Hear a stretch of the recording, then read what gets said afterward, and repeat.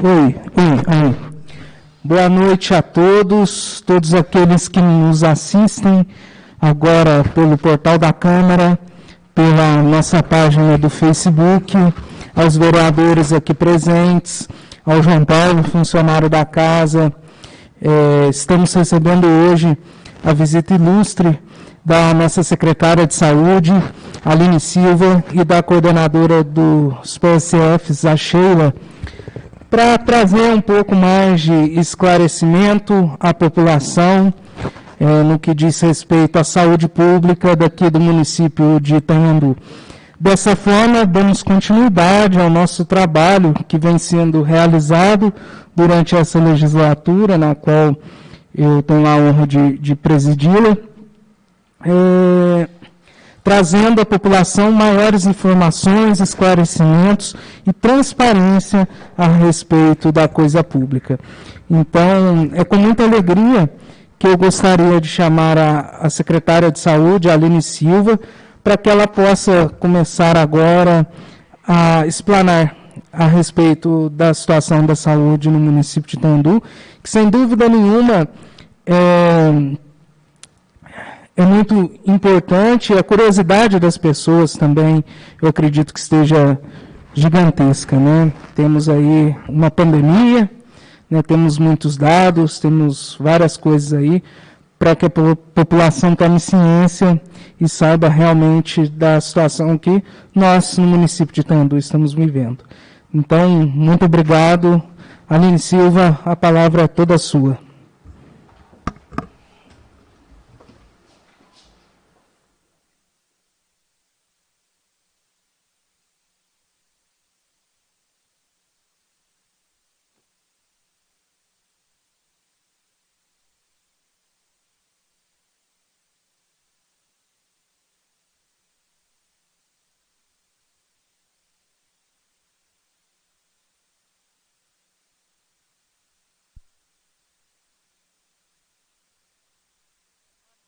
Boa noite, presidente da Câmara, senhor Maurício. Boa noite, demais vereadores, senhores vereadores. Muito obrigada pelo convite. João Paulo e Sheila, que estão me acompanhando aqui nessa noite. Também desejar boa noite a todos que estão nos acompanhando pelo portal da Câmara e pelo Facebook. Com um grande prazer que eu venho aqui hoje. Acho que essa iniciativa da Câmara ela é fantástica, no sentido de aproximar realmente as secretarias do Legislativo, né? A gente precisa estar sempre em contato, e os vereadores, como representantes da população aqui na Câmara, devem sim estar acompanhando todo o serviço que é executado pelos secretários, pelas secretarias como um todo. Então, já queria parabenizar essa iniciativa de vocês, e que ela se mantenha constante, né, com todas as entidades vindo, as outras secretarias. Até como cidadã, eu apreciei bastante a iniciativa. Pode passar, por favor. Então, eu trouxe aqui uma estrutura geral, né, da Secretaria de Saúde, como que a Secretaria de Saúde está desenhada hoje em dia. Ela tem a estrutura administrativa, que fica aqui embaixo da Câmara. Aqui embaixo funcionam os setores administrativo, de tratamento fora do domicílio, então toda a parte de confirmação de viagens, agendamentos fora de pessoas que precisam fazer tratamento em São Lourenço, em São Paulo, né, em Belo Horizonte, em Varginha. Todo esse agendamento é feito aqui na Secretaria de Saúde. E o serviço de controle e avaliação. Tem também o serviço de vigilância em saúde, que compreende a vigilância sanitária, que faz toda a parte de inspeção sanitária dos estabelecimentos de interesse à saúde. Então, a vigilância sanitária, ela visita desde as farmácias até os supermercados, açougues, clínicas, cabeleireiros, para ver se estão seguindo as normas sanitárias. A vigilância epidemiológica, ela faz o trabalho de enfrentamento às principais doenças crônicas, não transmissíveis e transmissíveis que afetam a população, bem como o controle dessa parte de vacinação. Tem também o serviço de endemias, que é a parte de controle à arbovirose, que é a parte do combate à dengue, né, que fica localizada aqui na vigilância em saúde do trabalhador. Aí nós temos também a atenção básica, que é a atenção primária, que são todos os PSFs, eles são a porta de entrada do usuário no SUS. Então, a gente precisa entender a porta de entrada do usuário no sistema de saúde, ela deve ser sempre a saúde da família, que é um núcleo que tem perto da casa das pessoas, onde tem clínico geral, enfermeiro, técnico de enfermagem, dentista para as questões básicas de odontologia e procedimentos em geral. Pode passar.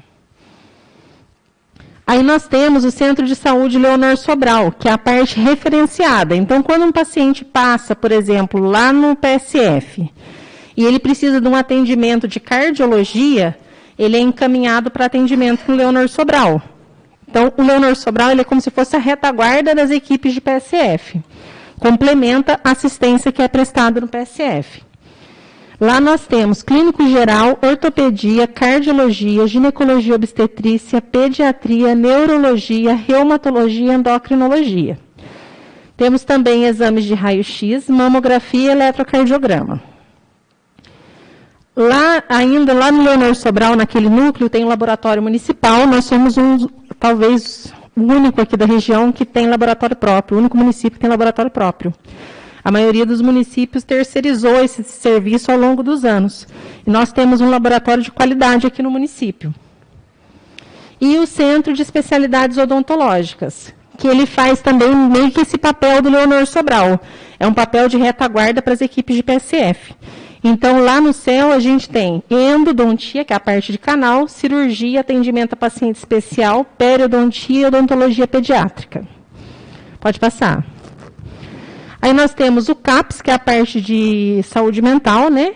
Que era a antiga Casa Dia, que tem atendimento de psiquiatria, psicologia, terapia ocupacional e enfermagem também. Nós temos a farmácia de Minas, que fica localizada ali na Fernando Costa. Ao lado dela, nós temos a UBS Tereza Levenhage, que hoje em dia ela está dividida em 2 unidades. Ela tem um bloco de atendimento de apoio à saúde da família, onde é feito atendimento de fisioterapia, fono, nutrição, e tem um bloco de atendimento à COVID, atendimento médico e de enfermagem à COVID. Pode passar. Bom, os desafios encontrados aí no início do ano, né? Como todos os senhores sabem, nenhum desafio desse foi novidade, porque eu já sou parte da rede há 18 anos, então eu já sou servidora da rede, mas realmente são desafios que são encontrados sob uma outra ótica, porque eu nunca estive enquanto secretária de saúde, né, e muito menos numa pandemia, como todos nós estamos vivendo agora, né. Um dos desafios que nós encontramos, aquela unidade Tereza Levenhage, tinha uma parte dela que estava em desuso. Até ela voltou a usar muito por mérito da Sheila. Né, Sheila? Muita faxina lá, né? Lá tinha muito material novo, encaixotado, sem uso. E tinha muito material inservível, que precisava passar por toda aquela burocracia da prefeitura, de inservibilidade. E aí acaba ficando mais fácil você colocar num lugar, né? E deixar para depois. Mas, assim, chegou um momento em que a Sheila pegou e falou assim, não, agora a gente vai ter que realmente desocupar essa unidade de saúde aqui. Os atendimentos nas unidades de saúde estavam todos paralisados devido à pandemia e à falta de mão de obra para atendimento de Covid. Então, a gente tinha dentista colhendo exame de Covid, por isso não estava tendo atendimento odontológico nas unidades, mas por falta de mão de obra mesmo, tá? O orçamento, em desacordo com o cenário epidemiológico, inclusive a nível federal, depois eu vou demonstrar para vocês, esse ano a Secretaria de Saúde não recebeu nenhum recurso voltado exclusivamente para a Covid, como aconteceu no ano passado. E o pior momento da pandemia foi esse ano. Eles estão prevendo que agora no segundo semestre saia algum recurso referente à Covid. Mas esse primeiro semestre ele foi apertadíssimo de recurso para a Covid, mesmo com todo esse cenário que o Brasil inteiro viveu. Né? Então, realmente é um orçamento completamente em desacordo com o cenário. A equipe de saúde sobrecarregada e cansada, que ainda está, né? Essa é uma coisa que a gente ainda não conseguiu, a gente deu uma aliviada no peso da equipe, né? Mas todos estão cansados, mas pelo menos nós conseguimos restabelecer essa questão de férias, né, Sheila? Que ninguém estava tirando férias. Então, algumas questões assim para dar um descanso na equipe. A vacinação estava iniciando no país, né? A primeira vacinação aqui em Itanhandu foi realizada no dia 20 de janeiro que chegou a vacina, dia de São Sebastião. E só que chegou a vacina, para vocês terem uma ideia, depois de uma semana saiu a primeira normativa sobre a vacinação. Então o município recebia a vacina e dias depois eles falavam quem que tinha que ser vacinado com essa vacina que já estava no município. Né, com detalhes daí. Eles falavam numa linha geral, o governo dava as linhas gerais de vacinação, mas não detalhava isso. E uma pressão muito grande, lógico, para que essa vacina chegasse às pessoas, obviamente, todo mundo muito ansioso, né? Veículos sem manutenção para o TFD, no início do ano, hoje mesmo, quando eu estava levantando isso, falei, gente, se eu tivesse olhado isso com calma, acho que eu não tinha nem assinado minha nomeação. Porque quando eu olhei, no início do ano a gente tinha 3 veículos para fazer TFD. Né? Então nós iniciamos o ano bem apertados na questão de TFD. Recursos em conta sem execução, correndo risco de devolução. Isso a gente ainda tem alguns que eu ainda estou trabalhando contra o tempo, para ser bem sincera, para a gente não precisar devolvê-los, que são recursos obtidos de emendas em anos anteriores, tem recurso que está há 10 anos em conta. Né? Então, assim, eu estou a qualquer momento para devolver esses recursos, assim como foi o posto de saúde do Jardim, que eu devolvi com muita dor no coração. Né? A necessidade de melhorias de estrutura física em alguns setores da saúde, o posto de saúde do Bom Sucesso mesmo, ele está inaugurado, porém ainda tem bastante coisa pequena para ser feita naquela unidade, para ela poder ser útil para a população. E a pandemia e suas consequências, né? A gente sabe, existe um professor, Eugênio Vilaça, é um professor de saúde pública, que ele nomeou isso da terceira onda, que a Covid teria a primeira, a segunda onda e a terceira onda. A terceira onda da Covid são as doenças e casos de saúde que ficaram negligenciados nesse período de pandemia. Então, o diabético que ficou em casa sem acompanhamento, o hipertenso que ficou em casa sem acompanhamento, né? E isso aí, gente, não é só uma culpa, por exemplo, da Secretaria de Saúde ou do Serviço de Saúde. Os próprios usuários, eles ficaram com medo de ir às unidades. E com razão, porque eles tinham medo de ir à unidade e, de repente, pegar a Covid. Né? Agora que a gente tem 1 ano e meio aí, que a gente já ganhou algum conhecimento em torno da doença, de como prevenir, como você previne de forma mais assertiva. E, além disso, a própria paralisação que os serviços de saúde tiveram todo esse tempo. E isso aí foi uma coisa que não foi só localizada em Itanhandu, foi a nível de Brasil mesmo. O Brasil todo ficou parado esse tempo todo. Então, tem essas consequências das filas de exames, de consultas, de cirurgias. Então, quando você levanta, por exemplo, a fila de cirurgia de Itanhandu, eu levantei a fila de cirurgia eletiva, porque eu voltei a conversar agora com o hospital para a gente poder fazer andamento nessa fila, né? Então, nós temos 77 usuários aguardando cirurgias como colecistectomia, que é retirada de vesícula, retirada de útero. O usuário que está mais tempo aguardando, ele já está aguardando há 3 anos. Então, esse usuário ele já aguardava antes da pandemia, que não é uma novidade, né? Porque realmente os recursos são escassos. E a pandemia ela só acentuou isso. Né? Então, isso é um desafio que a gente ainda está encontrando, e é um desafio que o Serviço de Saúde vai ter que encarar aí, nesse cenário da pandemia. As ações que nós fizemos em 2021, nós iniciamos, 4 veículos para viagens e 2 ambulâncias. Foi realizada a manutenção de 3 veículos que estavam parados, sem uso, já há muitos meses, e um ônibus que retornou para a circulação.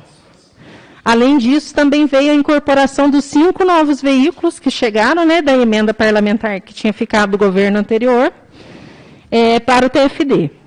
Então, com isso, nós conseguimos fazer uma reunião com os motoristas e implantar o sistema de cada motorista ter o seu veículo.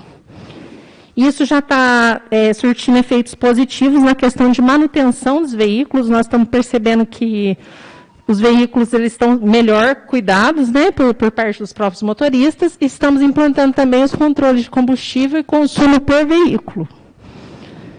para a gente poder analisar até essa questão do quanto cada veículo está consumindo de combustível. E a manutenção frequente dos veículos, que aí eu tenho que ressaltar aqui, que é um serviço que o Rodrigo vem fazendo de uma forma muito bacana.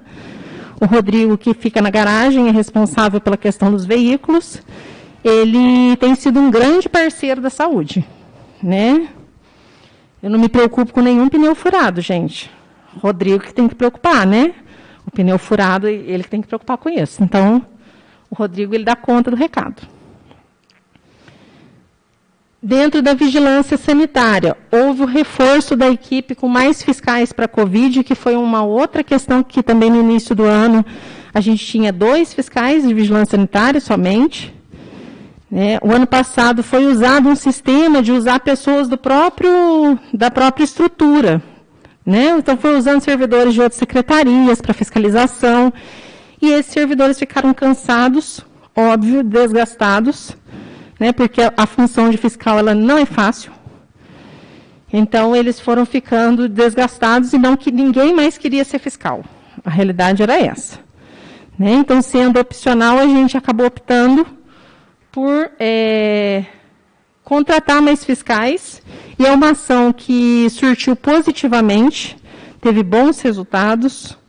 Eu acho que a grande parte de Itanhandu, quando você anda em outras cidades, não desmerecendo nenhuma outra cidade, mas eu vejo que Itanhandu adere muito bem às medidas de prevenção. Né? Principalmente quando você sai de Itanhandu, você vê isso. Que muita gente aqui usa máscara, né? A gente tem uma boa adesão da população, do comércio, e muito se... Não precisa ir muito longe. Então, um reforço da equipe, inclusive eles tiveram em períodos em que a gente esteve em onda roxa, eles fechavam festas, sabe? Nós tivemos ações bem voltadas nesse sentido, em parceria com a PM. Agora eles estão trabalhando mais na questão educativa, né? O fortalecimento da fiscalização em granjas, para a gente fazer cumprir a lei municipal de combate às moscas. Então, nós tivemos as 2 primeiras autuações da história da vigilância sanitária, foram feitas agora nesse primeiro semestre, as granjas. Então, nunca tinha sido autuada nenhuma granja, mesmo não cumprindo com o que era estabelecido. Então, as 2 primeiras autuações foram realizadas agora. E vamos seguir, né, e contamos com o apoio dos senhores, né, na questão legislativa, para a gente ir melhorando, alinhando a nossa legislação, porque realmente Itanhandu merece ficar sem mosca. Vigilância ambiental e controle de endemias. A retomada das reuniões do Comitê de Arboviroses, que por conta da pandemia também ficou desativado mesmo, né? Então, eles retomaram aí as ações educativas em parceria com igrejas, escolas, e fizeram um primeiro mutirão de limpeza no bairro do IP, que foi um mutirão piloto, que eles pretendem replicar em outros bairros. Tá? Esse foi feito em parceria com a Secretaria de Meio Ambiente e Secretaria de Obras. E eles vão fazer mais mutirões de limpeza aí ao longo do ano. No Centro de Saúde Leonor Sobral, a gente voltou com o mamógrafo após 3 anos sem funcionar. Hoje, nesse momento, ele está parado, novamente, gente. Ele não pode ser noticiado que ele está funcionando. Todo mundo ri quando eu falo isso, mas é verdade, ele é melindroso. Se eu ponho notícia que ele está funcionando, ele para de funcionar. Ele estava funcionando lindamente. Mas agora nós já estamos licitando a manutenção dele, não tivemos dificuldade em obter orçamento dessa vez, não teve dificuldade nenhuma. Então, eu espero que aí no final de setembro, no máximo, ele já esteja funcionando. A ampliação das vagas de ginecologia e obstetrícia, que é uma fila muito grande, que sempre teve, né? E a inclusão da endocrinologia para atendimento de pacientes diabéticos, pacientes com obesidade de grau 3, pacientes com hipotireoidismo, hipertireoidismo mais grave. No CEL, nós fizemos investimentos em equipamentos para retomada com segurança dos atendimentos no CEL. Então, nós investimos em canetas de alta rotação, instrumentais que não poderiam ser reutilizados de um paciente para o outro e que precisaria de um tempo para esterilizar. Nós investimos em 40 canetas de alta rotação, que é para ter o instrumental para que eles possam fazer o atendimento no paciente com segurança, né? A retomada do matriciamento do CAPS e da saúde da família, que é uma coisa que me preocupa muito, que é a questão da saúde mental. A gente tem visto aí uma alavancada de atendimentos de saúde mental, aumento de casos de ansiedade, aumento de depressão, e a gente ainda nem chegou no pós-pandemia, né? Então, realmente, tem feito esse fortalecimento entre as equipes do CAPS e da saúde da família. Na farmácia municipal, nós fizemos incorporação esse ano de 2 medicamentos, um antidepressivo e um medicamento para circulação, que agora fazem parte da nossa relação de medicamentos. E estamos, a equipe toda está correndo contra o tempo para executar as emendas parlamentares que nós temos em conta para não precisar devolvê-las. Então, é uma situação em que a gente realmente, porque dá trabalho a questão de licitação, né? A gente sabe o quanto que dá trabalho, mas realmente não justifica você ter 100, 200 mil em conta previsto para usar ventilador, por exemplo, comprar ventilador e as unidades de saúde sem ventilador. Então, realmente, a gente precisa executar essas emendas parlamentares e transformá-las em benefício aí para a equipe de saúde. Pode passar, João. Aí, no Tereza Levenhage, foi feita uma adequação física, depois dessa faxina toda aí que a Sheila fez lá no Tereza. A gente dividiu o Tereza Levenhage em 2 unidades, né, para não cruzar o fluxo dos pacientes com Covid e os pacientes da fisioterapia, fono e nutrição. Houve a contratação de uma equipe médica de enfermagem para atendimento direto à Covid e também apoio às ações de vacinação contra a Covid. Então, quando a gente fez esse movimento de tirar o atendimento de Covid das unidades de saúde, a gente teve um ganho, que foi o ganho de retornar a equipe para a finalidade de atendimento básico, liberar esses profissionais, né, para atendimento básico, para atendimento ao diabético, ao hipertenso, ao pré-natal. Também houve, de certa forma, a liberação desses profissionais de enfermagem que começaram a dividir a carga na questão de vacina, porque elas ajudam, de certa forma, na vacinação contra a Covid. E, além disso, a gente também conseguiu estruturar melhor o atendimento de Covid. Então, nós conseguimos investir nos exames de diagnóstico rápido, no antígeno. Então, lá o paciente já passa, se tiver nos dias corretos, né? Ele já faz o exame, se não tiver, ele já é agendado para voltar lá. Faz o acompanhamento desse paciente, que é uma coisa também que nós implantamos, acho que já estava com o ambulatório aberto, e foi uma das mudanças que a gente fez ao longo do tempo, que é o paciente ser reavaliado pelo médico a cada 48 horas. E é uma coisa que a gente viu que reduziu muito complicação, né, Sheila? Como que ajudou a reduzir complicação de Covid isso? Foi uma ação que foi bem bacana, assim. O trabalho com carro de som, faixas educativas na cidade. Mais recentemente, nós implantamos um ambulatório de fisioterapia voltado só para o paciente pós-Covid, porque nós estamos vendo muita complicação respiratória, infelizmente. Então, esse ambulatório é uma coisa nova, começou praticamente semana passada, né, Sheila, que a gente iniciou, né? E ela já viu também que ela já alertou a gente, a fisioterapeuta, que está vendo muito caso de depressão associado ao pós-Covid. Então, ela também já está fazendo um trabalho integrado lá com o CAPS para os pacientes pós-Covid. Pode passar, João. Monitoramento dos pacientes de risco com forma presencial, o trabalho junto às equipes para resgate dos pacientes que necessitam de acompanhamento contínuo. Porque antes ficava assim, quando aumentava os casos de Covid, de repente os casos de Covid começavam a aumentar, tinha que suspender pré-natal, suspender atendimento hipertenso. Então agora a gente parou com isso centralizado lá. E a vacinação contra a Covid que vem acontecendo desde janeiro. Pode passar, João, por favor. Como que está a nossa situação epidemiológica hoje? Esse gráfico, ele é um gráfico que mostra os atendimentos de síndrome gripal. Cada coluna essa coluna 12 que tem aqui no começo, é a semana 12 de 2020. Então, foi a primeira semana lá em 2020, 20 de março de 2020, quando a gente começou a monitorar os atendimentos de síndrome gripal.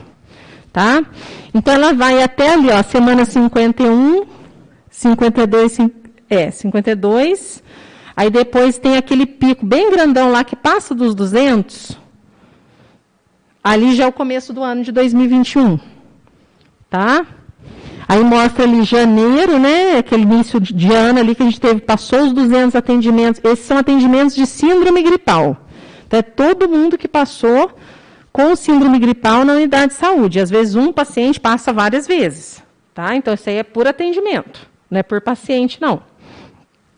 E esse monitoramento, ele é diário, em todas as unidades de saúde e no pronto-socorro. Então, tem uma equipe que faz isso desde março de 2020, diariamente, levantando quem foi atendido, quantos que foram atendidos, né? Quem que precisa de reavaliação, quem não precisa. Então, a gente observa lá que tem uma queda, né? Eu não sei se tenho, eu vou sair da tela. Quando você vem aqui, ó, nessa semana, aqui, ó, nós estamos na semana 34 agora, ó. A semana 34 está aqui. Essa aqui é a 34 do ano passado. A última lá é a 34 desse ano. Então, a gente vê que é nítido o quanto que o Covid impactou, né, na assistência, o quanto que a gente teve de atendimento e como que ele vem decrescendo aí, depois daquele pico que foi em torno de abril ali. Pode passar, João. Esse ano foi muito pior que o ano passado, a gente consegue ver isso nitidamente. Esse gráfico também a gente consegue ver isso. Então, essa linha em marrom, que é a linha que está superior, ela é de casos notificados. Então, o paciente passa com síndrome gripal, o médico pode notificar ou pode falar assim, não, é uma alergia, e não ser notificado. Isso é um crivo médico, tá? A linha em azul, ela fala dos casos confirmados para COVID. E a linha em vermelho são os óbitos confirmados por Covid. Graças a Deus, nós estamos aí. 12 semanas nós completamos sábado agora, que a gente conta por semana epidemiológica, tá, gente? O nosso ano é dividido em semana epidemiológica. Então, no sábado agora, nós completamos 12 semanas sem óbito por Covid no município. E nunca tinha tido, desde o início da pandemia, um intervalo tão grande. O que a gente observa ali, ó? Que a linha de confirmado, com a linha marrom de notificado e a linha azul de confirmado, ela começa a andar junta quando você começa a usar o método do diagnóstico rápido. Ou seja, a pessoa é notificada, 2, 3 dias depois ela já tem o resultado dela, tá? Porque anteriormente a gente só tinha disponível praticamente o teste de sangue. E o teste de sangue, ele olha para trás, se você teve ou não teve Covid. E método mais rápido só tinha o RT-PCR, mas ele era muito restrito. Então, quando saiu o antígeno, a gente já começou a investir no antígeno, né? E agora o governo também está fornecendo, então isso tudo ajuda a gente a manter os diagnósticos em dia, né? Um diagnóstico rápido. Pode passar. Vacinação contra a Covid. O total de doses aplicadas até sábado, dia 28/8. Ah, tá errado, gente, desculpa, é 14.086. Vocês me desculpem, mas é 14.086, nós passamos das 14.000 aplicadas sábado, né, Sheila? Mas o restante está certinho.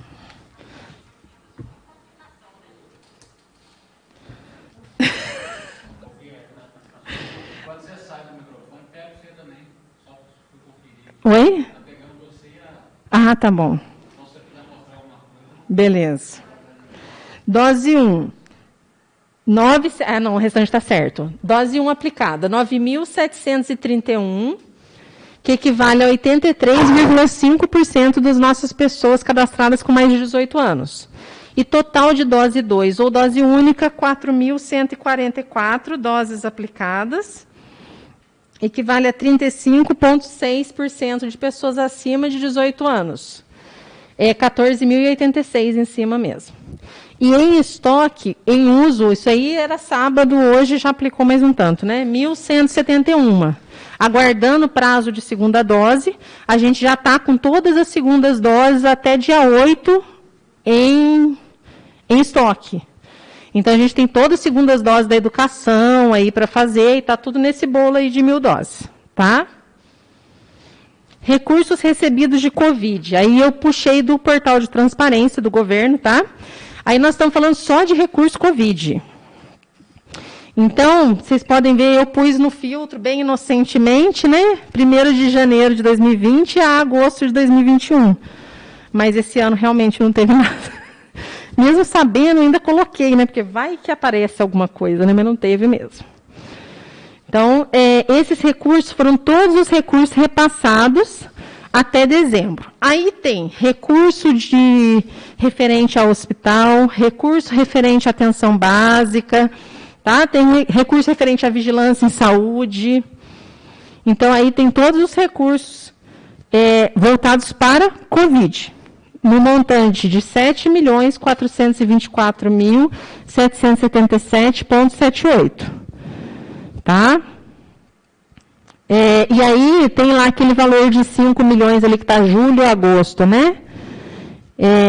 Importante a gente reforçar que Itanhandu é uma referência de alta complexidade. Itanhandu tem um serviço de oftalmologia aqui no município, que é um serviço que atende cerca de 150 municípios de Minas Gerais, tá? Na alta complexidade. O que acontece nisso ao longo do tempo? Quando o Ministério da Saúde foi dividir esse recurso do Covid, ele olhou e jogou a proporção. O município que fazia alta complexidade recebeu um pouco mais. Então, se comparar, por exemplo, com municípios vizinhos de mesmo porte, mas que não têm serviço de alta complexidade, vocês vão ver que a diferença é de 4 vezes menos recurso Covid.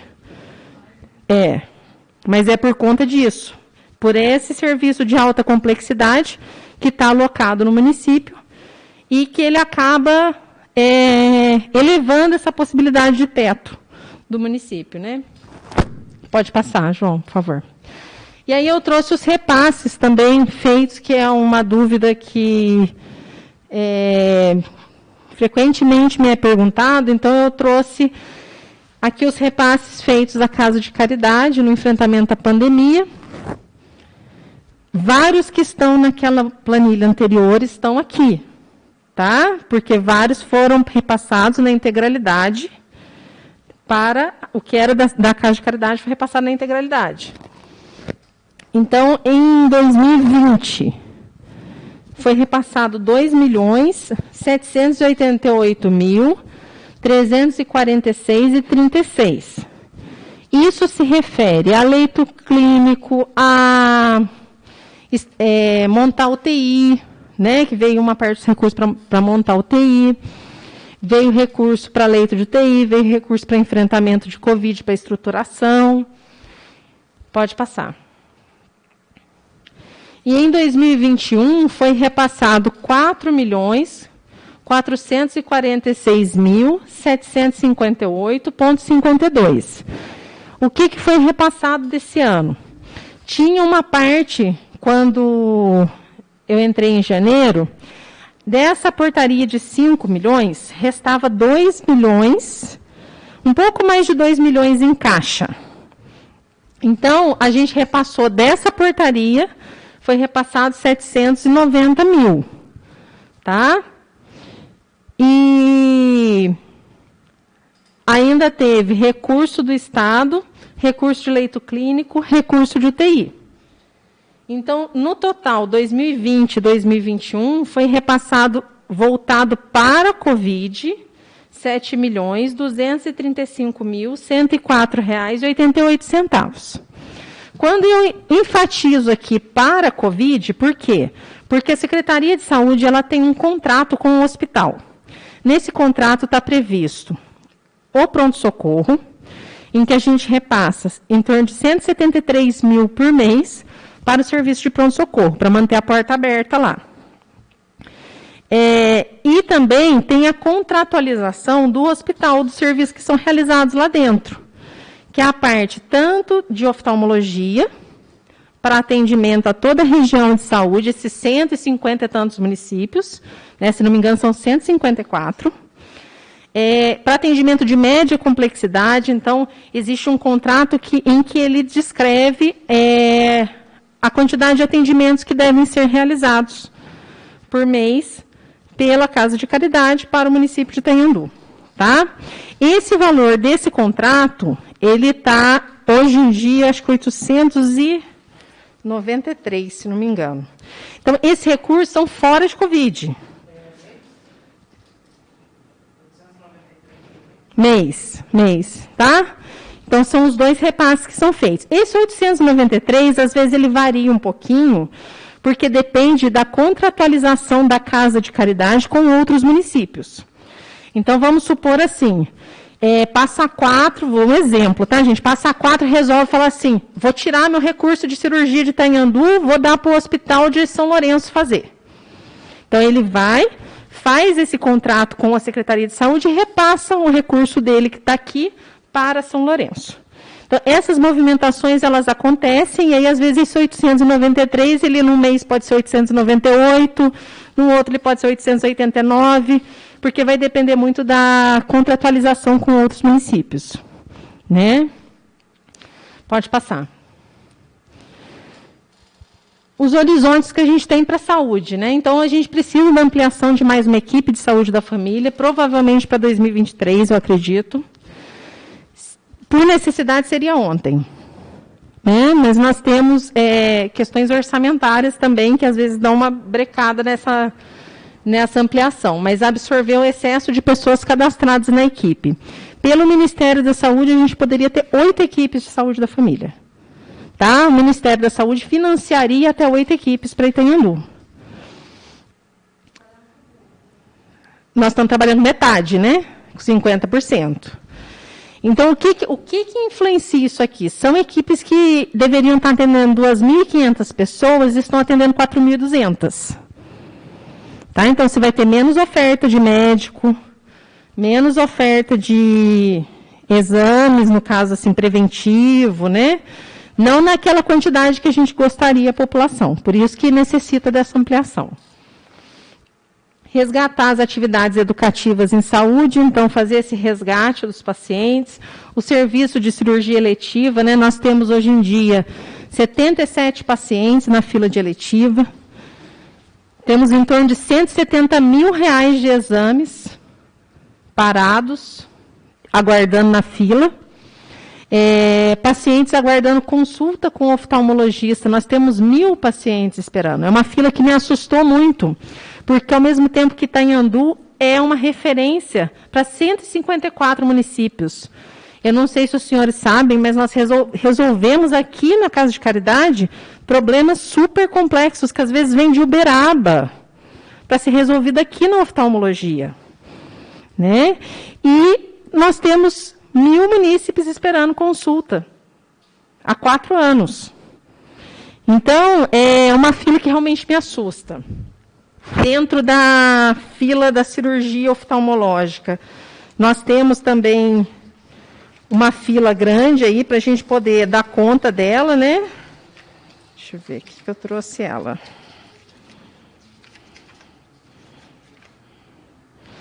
Fila de oftalmo são 70 cirurgias. 70 pacientes. Tem paciente que é os 2 olhos. Tá? Não é por olho esse levantamento que eu fiz, não, é por paciente. O resgate dos pacientes crônicos, então resgatar esse pessoal diabético, hipertenso, né? A cobertura vacinal em adolescentes e adultos, que antes já não eram tão fáceis de vacinar e agora desapareceram mesmo, só aparecem para vacina de Covid, mas vêm muitas vezes com uma carteira de vacinação muito atrasada, que a gente precisa resgatar, para que não surjam doenças que já estavam erradicadas. E das condições negligenciadas. Pode passar, João. Uniformizar as equipes de saúde, que é uma demanda necessária, urgente, né? Educação permanente e contínua dos profissionais para melhor assistência. Elaboração de protocolo de atendimento, a fim de uniformizar as ações desenvolvidas pelos profissionais. E fortalecer a interface com as demais secretarias, que a gente já tem começado bastante essa ação, né? A gente está trabalhando bem com a educação, uma parceria bem legal com a educação, turismo, com o esporte, e pretendemos ampliar e fortalecer essas parcerias. Pode passar, João. Readequar para o pós-pandemia. Na parte de recursos, né? Buscar recursos para aquisição de equipamento de raio-x digital, em torno de 350 mil. A gente, na verdade, tinha conseguido, e aí, como saiu muito em cima do final do ano, foi perdido esse recurso, no ano passado. Era emenda parlamentar, aí precisa buscar outra, né? Porque aí virou o ano, eu até tentei ver se a gente conseguiria resgatar, mas por conta de ter fechado o orçamento, não consegui mesmo. Informatização dos serviços, buscando maior economia. Então, a gente ter os serviços interligados em rede, de modo que o médico que atendeu o paciente lá no Leonor Sobral, ele possa ver o exame que o médico do PSF solicitou. E o paciente não precise refazer esses exames, possa acompanhar a condição de saúde. Terminar a reforma do posto de saúde do Bom Sucesso, que isso terá que ser com recurso próprio, né?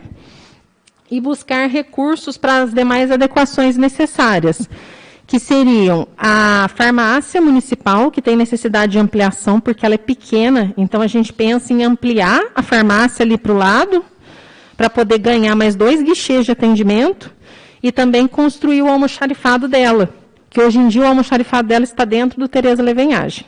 É numa sala lá trancada, tudo certinho, mas o ideal seria trazer para dentro da farmácia. A adequação do CAPS. O CAPS é uma casa que veio para a prefeitura, né, há muitos anos, e assim ela ficou. Então, é um centro de atendimento psicossocial que não tem uma sala de medicação. Se ela precisa fazer uma injeção num paciente deitado, ela precisa improvisar. Então, o CAPS tem necessidade de ampliação e de adequação dentro das normas. E tem um baita terreno. O CAPS dá para fazer um projeto muito legal, com sala de convivência para os pacientes. Né? São pacientes que muitas vezes passam o dia lá. Eles passam o dia lá, almoçam, fazem as oficinas, mas a gente precisa mesmo melhorar o ambiente para eles. A Secretaria de Saúde também é um sonho, né? Que eu acho que todos os senhores conhecem como são as acomodações da Secretaria de Saúde e o quão insalubre ela é, né? Não tem ventilação, então são melhorias, e até mesmo assim a questão não tem ventilação, não tem acessibilidade, então precisa melhorar muito ali a Secretaria de Saúde.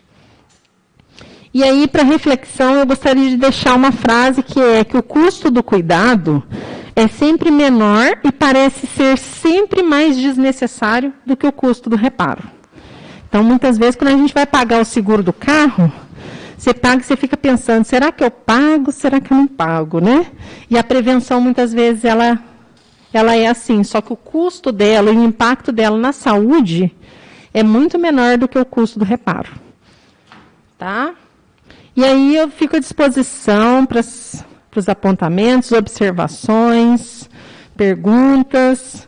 Próxima etapa de vacinação, quarta-feira, nascidos em 2000, né, Sheila?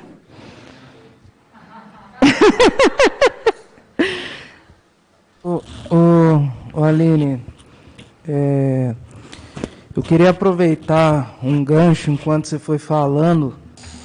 Eu já fui tecendo alguma coisa e transformando aqui os dados que você apresentou, criando um raciocínio. E eu queria que, possivelmente você deve ter esse raciocínio em mente, então queria ver se você confirma mesmo esses números aqui, mais ou menos para mim, para que a população tenha ciência com relação especificamente aos recursos que foram destinados à nossa querida Santa Casa, né, da situação Covid.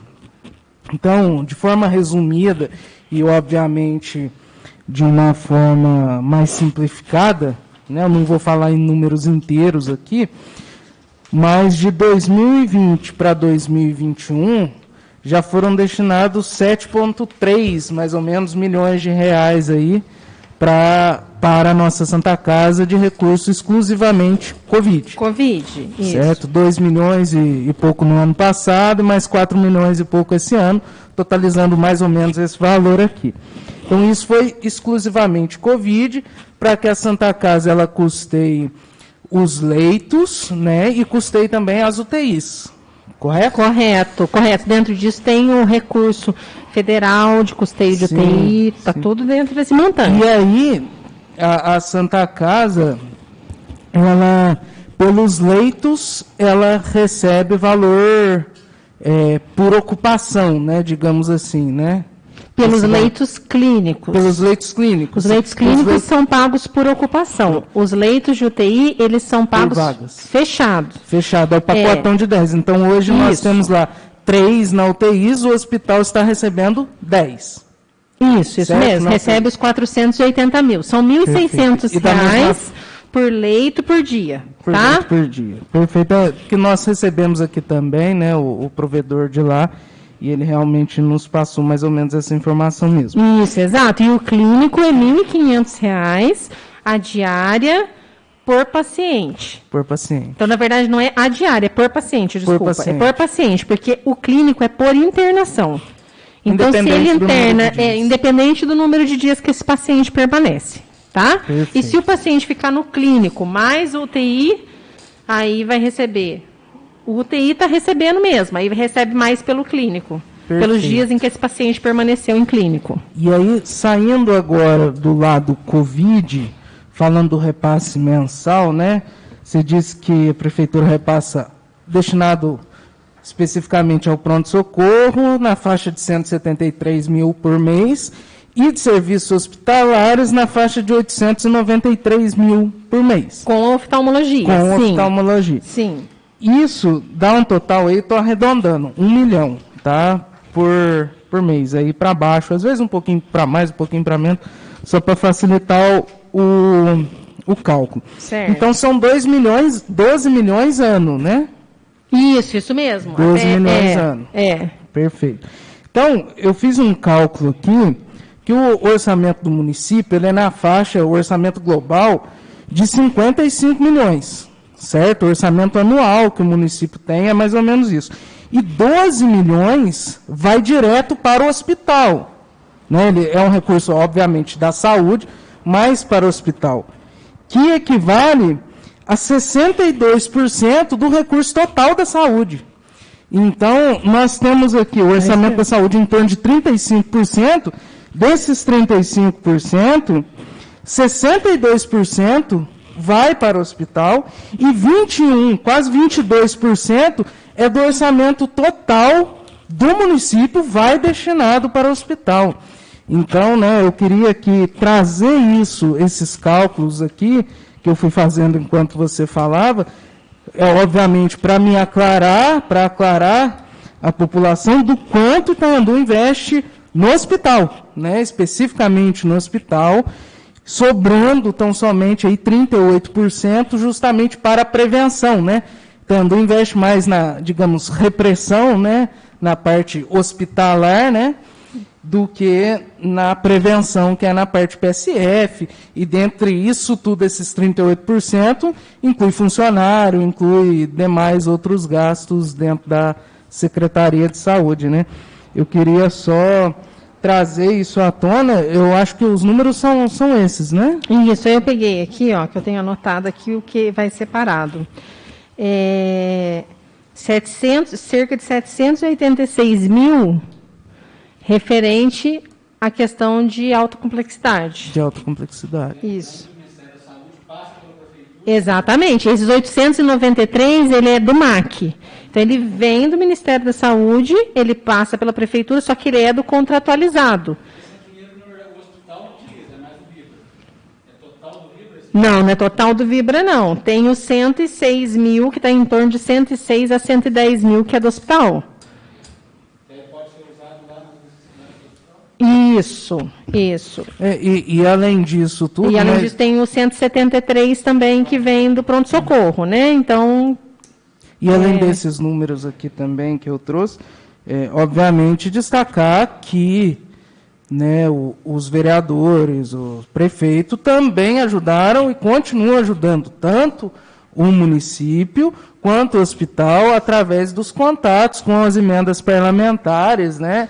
Inclusive nós tivemos vários vereadores que conseguiram já a destinação direto para o hospital, né? Inclusive o deputado que eu apoio, Júlio Delgado, conseguiu 200 mil para o hospital, né? Para custeio. Ajuda muito. Para qualquer tipo de coisa, né? Então, só queria trazer esses números aí para a gente ter um pouco mais de clareza, né? Agradeço a sua atenção, a sua contribuição, né? Tudo que você explanou para a gente, e só para que a gente conseguisse ainda deixar mais claro para todos aí. Muito obrigado. Essa foi a minha Eu gostaria só de fazer um complemento nisso, que eu tenho trabalhado muito junto ao hospital para a gente tentar buscar mais recursos, porque funciona assim, desse jeito que eu expliquei para vocês desse Passa Quatro São Lourenço. Passa Quatro tem o teto dele. Ele tem, vamos dizer lá, R$2.000 para cirurgia. Ele fala assim, eu vou tirar de Itanhandu, vou jogar para São Lourenço. Então, eu tenho trabalhado no sentido de que o hospital daqui, ele tente angariar o que ele consegue fazer, né? De modo que ocupe o centro cirúrgico dele, toda dele. Ocupe a estrutura e puxe mais recursos para cá. Então, assim, eu tenho trabalhado muito junto ao hospital nesse sentido, desse fortalecimento do hospital, em que o hospital realmente se fortaleça como uma média complexidade. Acho que realmente o passo que está sendo dado aí do arco cirúrgico, né, da mesa digital, vai ser bom para eles, no sentido de que eles angariem mais cirurgias para o teto deles, e com isso eles vão subir nesse teto, vai vindo mais recursos para eles. E o Ministério da Saúde ele funciona mais ou menos assim, você tem um teto de 20 cirurgias para fazer. Você tem que extrapolar esse teto, você tem que mostrar para o Ministério que você consegue fazer 22, 23, porque aí, no próximo ano, eles encontram as contas. O que eles fazem? Eles olham lá, Itanhandu executou 30% a mais do que ela podia fazer, do que ela tinha contratualizado. O próprio Ministério redistribui o recurso para Itanhandu, entendeu? Então, assim, a gente tem que entender essa lógica de funcionamento do sistema para usar ele da melhor forma possível. E eu tenho trabalhado nesse sentido com a Casa de Caridade. Acho que é um bom caminho também para ela buscar recursos fixos. Perfeito. Né? E fortalecer também a assistência em Itanhandu. Obrigado, Aline. Aline, eu queria te perguntar que a gente é muito questionado a respeito sobre os fiscais, né? Sim. Eu queria saber como é que é o trabalho deles. Eles trabalham de que horas a que horas? Tem algum 0800 que a gente possa entrar em contato para fazer uma denúncia, alguma coisa assim? Nós temos, os fiscais, eles trabalham, estão tendo horário assim, fixo assim, na rua de segunda a sábado, de manhã, de tarde e de noite. Certo. Tá? E tem uma escala que eles cumprem São e faz 4? Revezamento. Nós estamos atualmente com 5 fiscais, mais o Mário, que também faz um pouco da parte de posturas. Certo. Tá? E tem algum telefone? Tem um telefone, sim, tem o telefone do gabinete, que é o WhatsApp, e tem um telefone celular de denúncia. Beleza. Tá? Aí depois eu posso passar para vocês? Pode, por favor, que aí eu... Nem estou com o meu celular aqui Não, agora. não tem problema, depois você passa, Tá. o pessoal Que questiona. aí vocês divulgam também. Tá. E até que horas que eles trabalham de noite? De noite tem sido até às 10. Tá, beleza. Tá? Tá bom, Depois desse horário tem que acionar a PM. tá bom. Obrigadinho. Até porque depois desse horário, muitas vezes, é perturbação de sossego, né? Já não é mais Cabe a nem... eles, né? Até porque já não está mais proibido, assim, né? Fazer festa. A gente pede que as pessoas tenham consciência e que saibam que ainda não acabou. Sei que está todo mundo de saco cheio, gente, com perdão da palavra, né? Que aqui eu não deveria estar usando essa palavra, mas... Eu sei que está todo mundo cansado dessa pandemia, mas a gente está chegando no fim dela. Se Deus quiser, logo a gente consegue ter todo mundo vacinado, né? Grande parte da população está avançando a vacinação. Temos a previsão de vacinar entre 12 e 17 anos após terminar os maiores de 18 anos. Muito legal. Tá bom, Então, obrigada.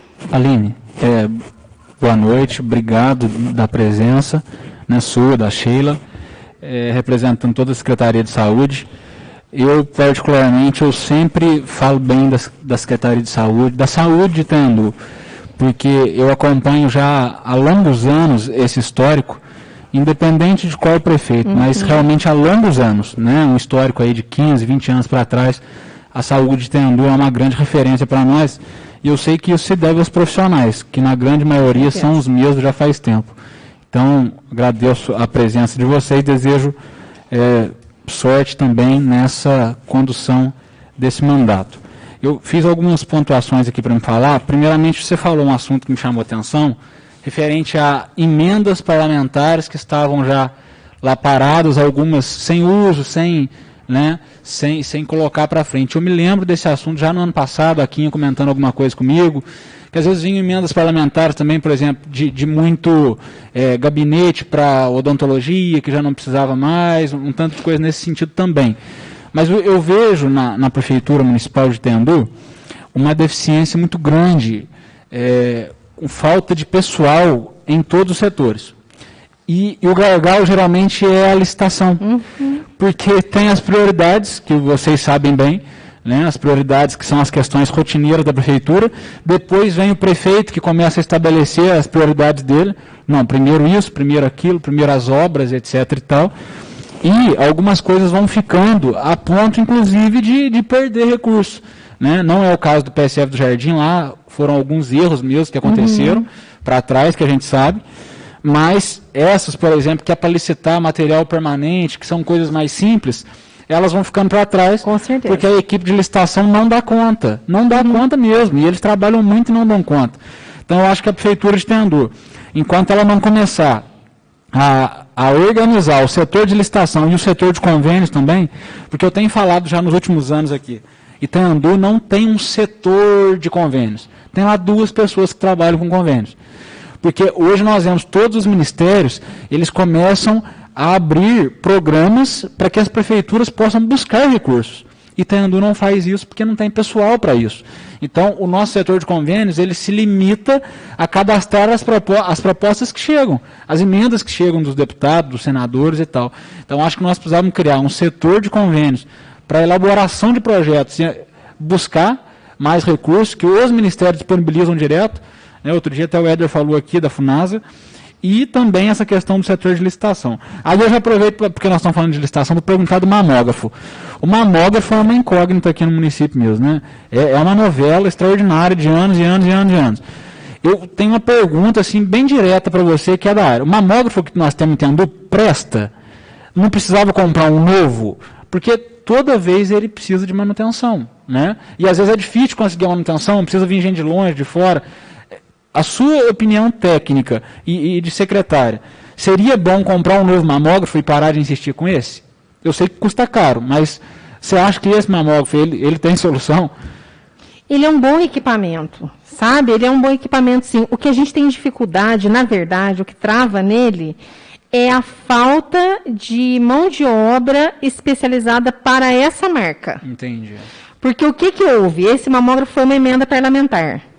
A empresa que vendeu esse mamógrafo, ela vendeu esse mamógrafo e nunca mais ela existiu, né? Na verdade, assim, ela vendeu vários mamógrafos naquela época dessa marca. Então, são poucas unidades dele no Brasil. São poucos dessa marca no Brasil. Ele não é da marca mais popular, mas é uma marca boa.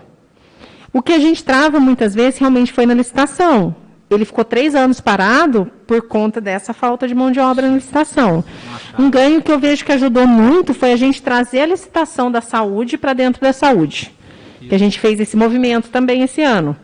Isso ajudou muito, porque a saúde ela tem muita licitação. Ela é pesada ali na prefeitura, né? Então, de certa forma, desafogou o setor de licitação e deu celeridade nos nossos processos aqui dentro. Até da gente ter autonomia de falar assim, esse aqui é mais necessário que esse. Que era uma autonomia que a gente não tinha quando as licitações estavam todas centralizadas. E foi por isso mesmo, essa questão da emenda foi por isso mesmo. Agora, o mamógrafo, hoje em dia, esse equipamento, se me perguntar assim, compraria outro? Se fosse hoje em dia, eu já não compraria. Não? Não. É o tipo de serviço, equipamento que você não compra. Ou você acaba usando ele por concessão, e, enfim, tem várias modalidades. Ou você aluga, terceiriza, terceiriza, de forma que você não fique com esse peso da manutenção, porque realmente achar quem faça a manutenção dele é difícil, né? Não existem marcas mais simples, porque eu vi você falando, eu imaginei um carro importado, que é bom de ter, é gostoso de andar, mas que quando estraga não tem solução. Né? Não existem os mamógrafos mais simples que nós não tem de manutenção, nada? Não. Aí a manutenção é um equipamento chato, é um equipamento caro, né? Ele é um equipamento mais especializado. O que a gente poderia fazer hoje em dia para a gente melhorar o nosso mamógrafo? Digitalizar a imagem dele. Isso é uma coisa que a gente precisa fazer. E assim, precisa fazer não é de hoje. Nós somos o único município da região que ainda trabalha com revelação de filme, gente. Sabe aquela revelação de pôr no químico e na câmara escura? É assim que os nossos técnicos trabalham. Ninguém mais trabalha assim aqui na região. O digital, você consegue ver os menores nódulos. Então, você traz uma qualidade de imagem melhor, diagnóstico melhor para o paciente, além do impacto ambiental, que é muito menor, porque não usa aqueles químicos todos, e economia também. Porque você trabalha com a imagem na tela do computador. Isso aí precisa equipar o mamógrafo ou um novo aparelho? É um equipamento que você coloca junto com o mamógrafo. Entendi. Nosso mamógrafo ele suporta a digitalização, mas teria que ter uma mesa controladora para digitalizar ele. E custa caro? É essa mesa, que aí no caso é ela com raio-x, que teria que ser novo, né? Porque o nosso raio-x, ele... É o combo, então. 350 mil que você 350 mil. Entendi. Aline, uma coisa que me chama a atenção, não minha, de toda a população, de todo mundo que olha, são os números de óbito por Covid no nosso município. Números realmente elevados, se comparado a outras cidades, até cidades grandes. A saúde tendo, do ano passado para cá, já fez assim um bate-papo, um estudo, por que será que nós tivemos tantos óbitos? Olha, a gente sabe que a gente investiga. Isso eu te falo com muita segurança, que muitos municípios não investigam como Itanhandu investiga. A gente já teve óbito confirmado aqui em Itanhandu, e a Sheila não vai deixar eu mentir, que aconteceu assim, a pessoa faleceu em casa, e alguém me ligou para falar assim, Aline, eu preciso do atestado de óbito, foi esse ano. Eu preciso do atestado de óbito sabadão. Eu falei assim, mas a pessoa morreu, mas ela estava passando mal? Ah, ela sentiu um pouquinho de falta de ar. Aí eu, Aí já acende aquela luz de alerta. Aí acionei a Denise do laboratório, que foi na zona rural fazer uma coleta sábado. Na hora que a Denise chegou no local para fazer a coleta pós-morte, né, do paciente, porque aí nesse ponto eu já tinha conversado com o médico do plantão, tudo mais, não, vamos pôr como suspeita. Nisso, a Denise identificou uma família inteira contaminada. Veio todo mundo passar em consulta na hora, já foi todo mundo diagnosticando. Foi um dia que teve uns 13 diagnósticos, numa vezada só. Uma coisa eu te garanto, não é qualquer município que faz isso. Essa paciente, em qualquer outro município, ela seria enterrada como idosa. Não, pensa bem, um paciente idoso, com demência, com Alzheimer, morreu de causa natural. Então, assim, eu posso te falar do serviço que a gente faz aqui, que é um serviço de identificação e de rastreamento muito duro disso, porque eu acho que, assim, a realidade, ela é dura mesmo. Sim.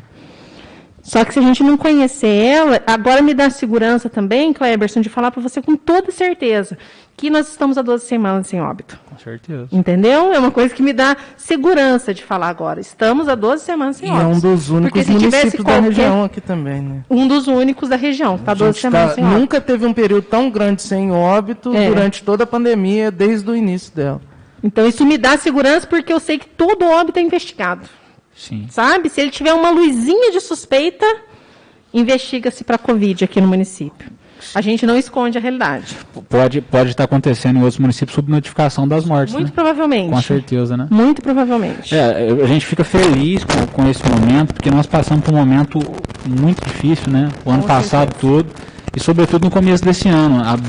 Março, abril e maio. Meses terríveis mesmo. E graças a Deus, eu acho que consequência da vacinação, dos cuidados da população e também um pouco de imunidade de rebanho, né? Muita gente já pegou, caiu o número de notificação agora, diária, a gente vê, e de óbitos. Graças a Deus, a gente espera que não aconteça mais. Só para concluir, essa última frase que você deixou chamou muita atenção minha.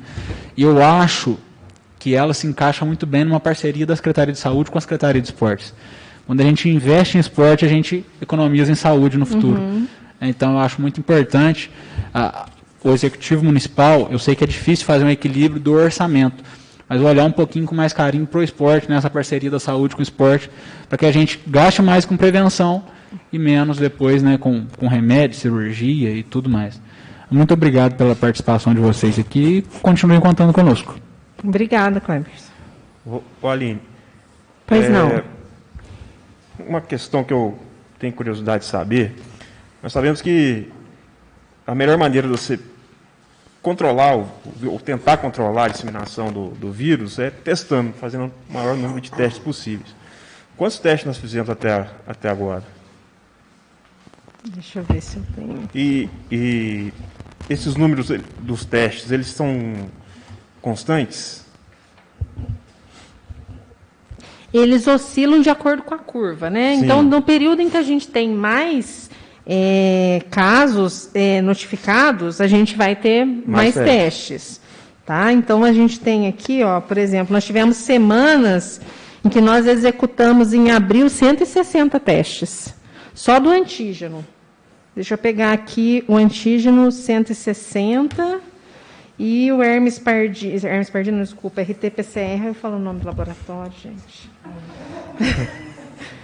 Ai, meu Deus. Consumo 12, 17 com 40. Fez 40 RTs PCR nessa semana, na semana que finalizou no dia 5 de abril. E 160 antígenos. Então, dá em torno de uns 200 exames numa semana só. Sim. No total, antígeno, esse ano nós fizemos 1.943 antígenos, de janeiro até aqui.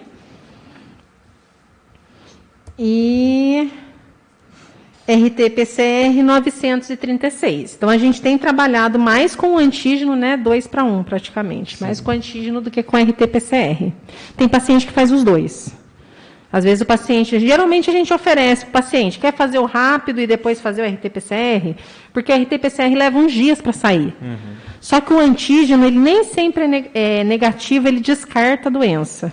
Essa é uma dificuldade que às vezes a gente tem das pessoas entenderem. Porque como que funciona o antígeno? O antígeno é uma substância, só aproveitar para poder esclarecer isso, tá, gente? O antígeno é uma substância, o vírus ele entrou na cavidade nasal aqui. A ação do vírus dentro da cavidade nasal vai fazer seu corpo produzir uma reação, e nessa reação tem o antígeno. Então, esse teste rápido, ele procura o antígeno.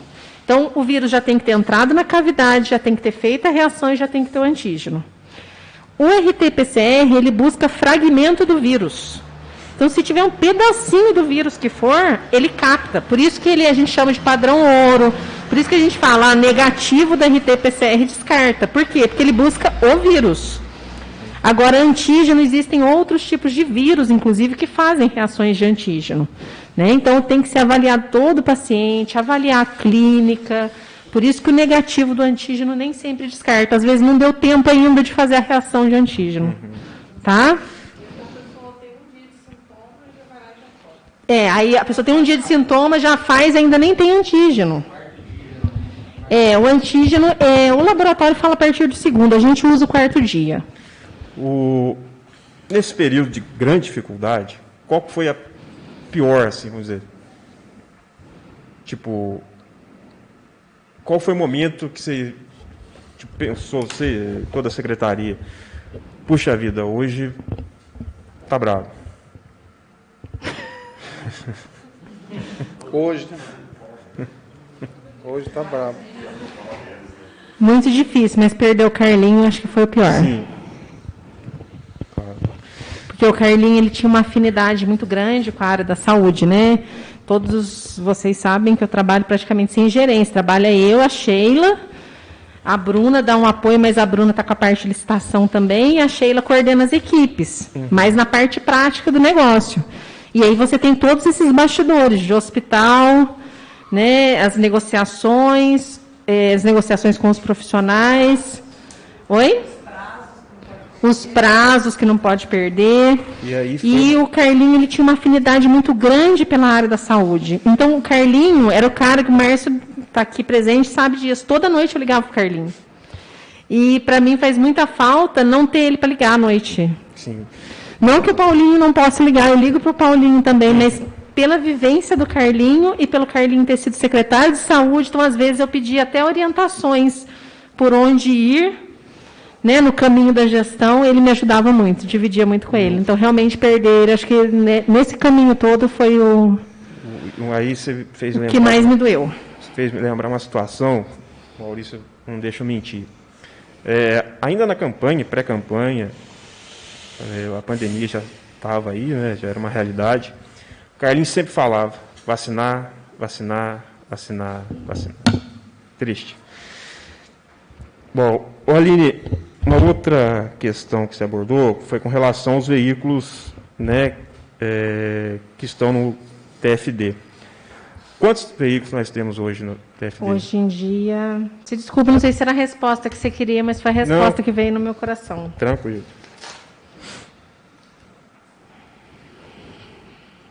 5, 6, 7.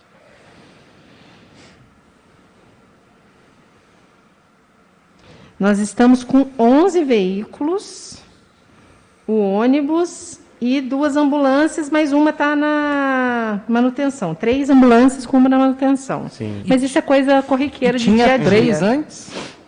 Tinha 3 antes, só que tinha uma que estava lá no fundo da garagem, que o Rodrigo ressuscitou ela. O Rodrigo fez uma reforma nela. Mas o que tinha que esses carros estavam parados? É falta de manutenção. No geral, o Rodrigo fez pequenas reformas, reposição de peças.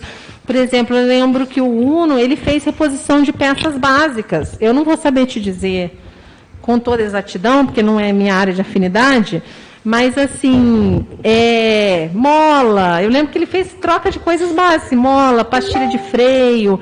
Ficou em torno, teve um Uno que ficou em torno de uns R$3.000. O Uno ficou ótimo. E aí a saúde ganhou quase 10 carros, né? Nós ganhamos, teve esses 3 carros que fez, teve um ônibus, que foi um ganho muito bom também, que o ônibus também estava encostado, e uma ambulância, que foi feita a manutenção.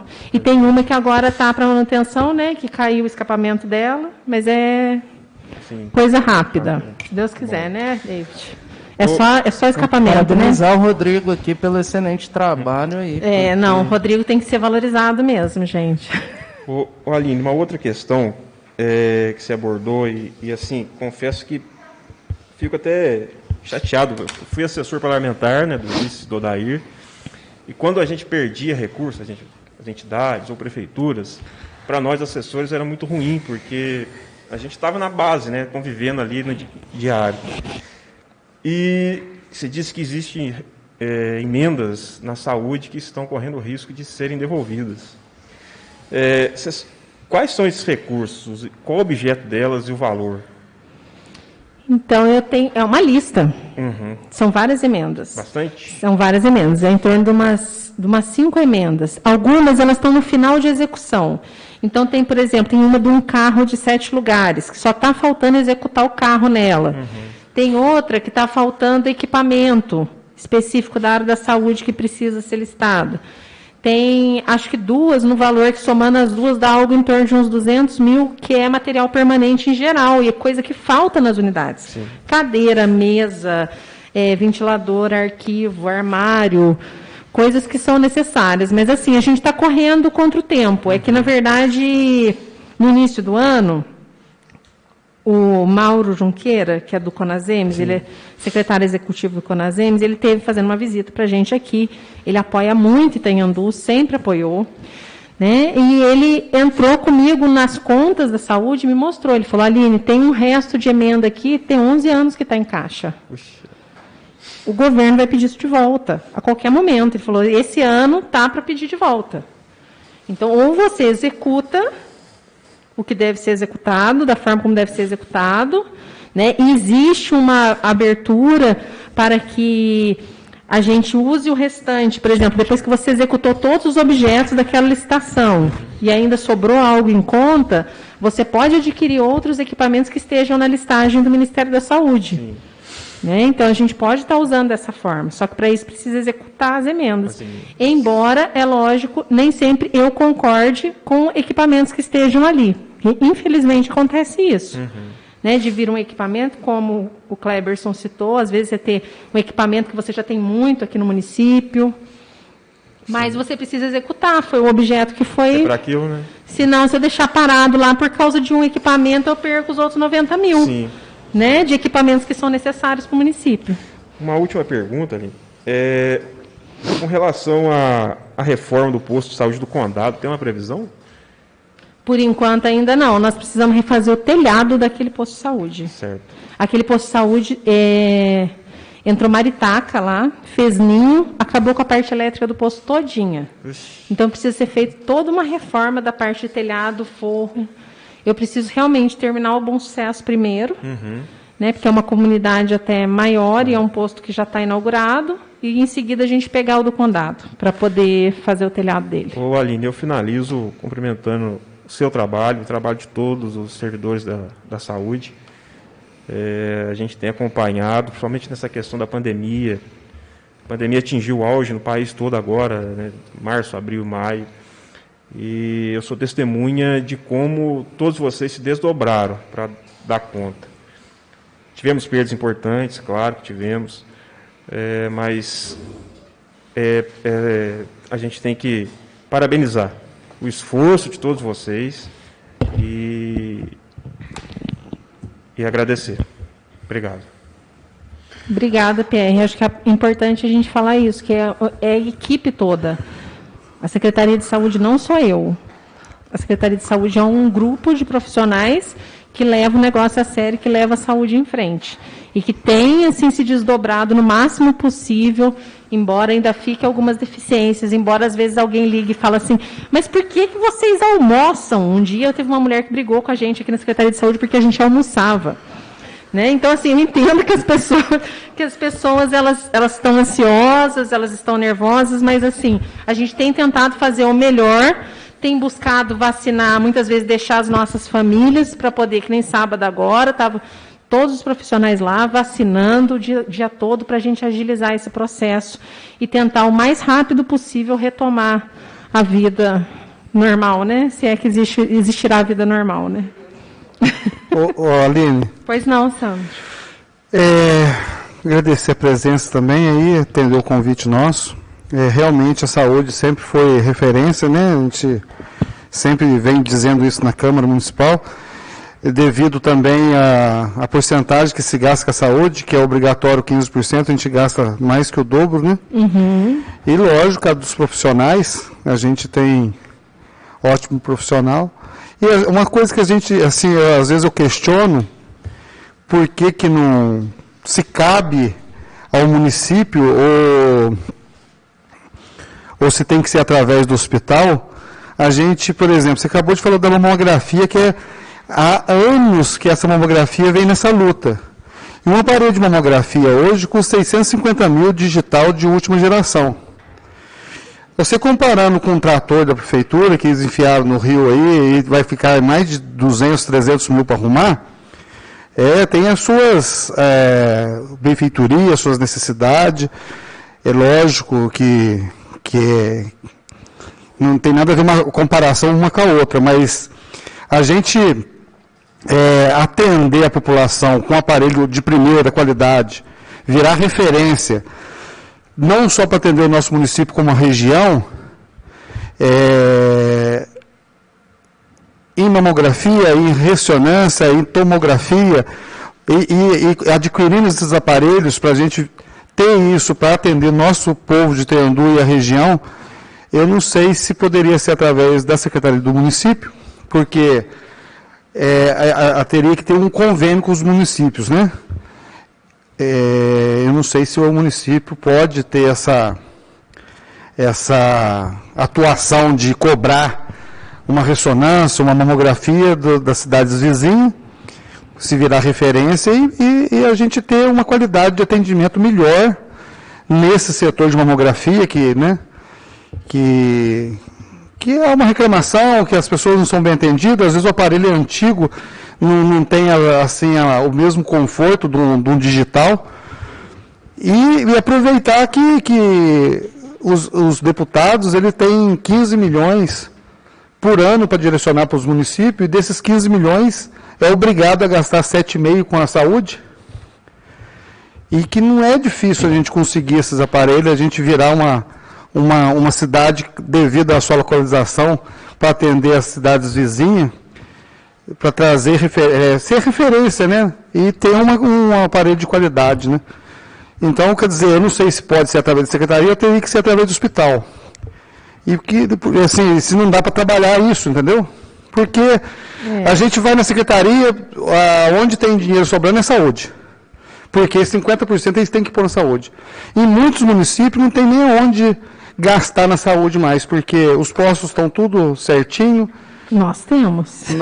Mas então, temos e tem devolveu 250 mil? Não, mas temos sim. Aí devolveu agora, tem emenda de 11 anos para trás que não se gasta? Temos sim. Não estou dizendo que não tem, estou dizendo que tem dificuldade de, às vezes, colocar o dinheiro na emenda na cidade devido ao quadro de situação que estão os municípios, porque são vários deputados que têm que colocar 50% do seu orçamento dentro do município. E agora, você está dizendo, tem sim, mas por que tem tantas emendas para ser devolvida? Não, se Deus quiser, nós não vamos devolver mais nada, Sandro. Nós estamos trabalhando para isso, entendeu? Nós fizemos uma força-tarefa para buscar os orçamentos, para tentar fazer solicitações e não devolver mais nada. Nossa, já doeu demais devolver o posto. Eu acho, e fui eu que consegui o dinheiro do posto de jardim.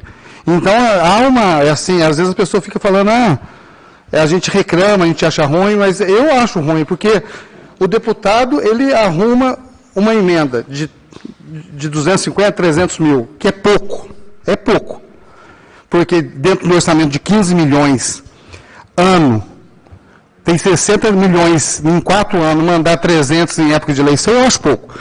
Aí a gente consegue o dinheiro, e não consegue executar. Aí eu vou pedir mais dinheiro para o deputado falou assim, você não gastou nem aquele que eu te mandei, você quer mais? Então não foi só nada da saúde, saneamento também aconteceu a mesma coisa. A gente está lá na FUNASA hoje, por informação que eu tenho, a FUNASA, Itanhandu está sem credibilidade com a FUNASA, que já devolveu várias emendas, agora nós vamos devolver mais de 600 mil reais. Entendeu? De erro, de falta de empenho, não sei, falta de acompanhamento. E venho dizer aqui também, tem uma firma aí, que não tem nada a ver com a saúde, que está executando trabalho na educação, e a gente não vê um acompanhamento nessa execução, entendeu? Mas o que eu queria dizer é isso só, porque por que a gente não sei se através da secretaria poderia fazer, nós virar referência dessa déficit de ressonância, de tomografia, de mamografia, entendeu? Sandro, é interessante até essa pergunta, porque é importante a gente olhar a rede de saúde do ponto de vista de rede. Então, assim, existem parâmetros do Ministério. Um tomógrafo para quantos mil habitantes, entendeu? Para cada, eu não sei de cabeça, mas existe um parâmetro, eu acho que é um tomógrafo para cada 150 mil habitantes. O padrão SUS, que o SUS vai financiar. Né? E, na verdade, assim, a gente até já tem um tomógrafo que trabalha no hospital, mas ele trabalha particular. Eu tenho trabalhado com o hospital no sentido de que ele se credencie via SUS também. Porque, hoje em dia, via SUS, os nossos pacientes eles estão indo a São Lourenço fazer tomografia. Tá? O meu credenciamento de tomografia, o meu dinheiro SUS para tomografia está alocado em São Lourenço, sendo que tem um tomógrafo dentro do hospital. Então, eu tenho trabalhado essas questões também com o hospital, de tentar credenciar, é um serviço que é particular, terceirizado lá dentro, mas que eles trabalhem com o prestador de serviço lá, de modo que tenha alguma cota SUS, e a gente poder ofertar para Itamonte, para Passa Quatro, e o próprio Itanhandu, que está alocando seu recurso de tomografia lá em São Lourenço. Tá? Então, na tomografia, eu acredito que se houver interesse por parte do prestador, né, ele consegue alocar isso aí. Agora, a ressonância, realmente, ele é um exame mais sofisticado do que a tomografia ainda. Então, eu acredito que a proporção dele por habitante seja ainda maior do que o tomógrafo. Porque o tomógrafo é um para cada 150 mil. Eu acredito que a ressonância seja ainda maior. Não sei de cabeça te responder isso. Mas eu pensaria mais em recurso para custeio e trabalhar com a locação desses equipamentos. Hoje em dia eu não pensaria esses equipamentos de alto custo, eu não pensaria da gente manter eles no município. Porque a partir do momento que você aluga, né, existe um outro nome para isso, eu não estou conseguindo me lembrar agora. Mas a partir do momento que você aluga esse equipamento, né, concessão, não, comodato, isso mesmo, muito obrigada, comodato. Então, a partir do momento que você faz comodato ou locação, o custo de manutenção desses equipamentos, que é muito alto, fica por conta do prestador. Exatamente, exatamente. Então, eu penso que, hoje em dia, o que valeria mais a pena seria o recurso de custeio, para você manter esse serviço funcionando. Então, esse serviço poderia, aí você me respondendo a pergunta, se o hospital tivesse a intenção, poderia partir do hospital de Itendu, prestar esse serviço para Itendu e para a região. O tomógrafo depende lá do acordo, porque o tomógrafo não é do hospital, é um tomógrafo de uma empresa terceirizada lá dentro. Então, depende do acordo deles. Entendi. Eu tenho pedido para que eles pensem nisso com carinho. Entendi, mas nada impede do hospital ter o seu. O hospital pode, por exemplo, conseguir uma verba para um aparelho de mamografia para o hospital para atender a população de Itendu, em parceria, ele pode. Então, mamografia, hoje em dia, ele atenderia somente Itendu, porque Itamonte tem mamógrafo. No máximo, você conseguiria com Passa Quatro. Tá? Tudo bem, mas se tiver um mamógrafo digital de ponta e a pessoa de Passa Quatro quisesse vir aqui e pagar para fazer o exame... Se conseguir contratualizar, sim, porque tudo no SUS é dentro desses contratos, né? Você aloca o seu recurso no município que você quer que execute ele. Entendi. Entendeu? Mas sendo do hospital, não seria particular? Ele não faz o que ele quiser com ele? Sim, mas daí ele não pode cobrar via SUS, né? Ele tem que estar credenciado no SUS para ele fazer isso, tá? Porque existem formas diferentes. Nós estamos falando aqui de financiamento SUS mesmo. Tá? Não estou falando de consórcio, nada assim.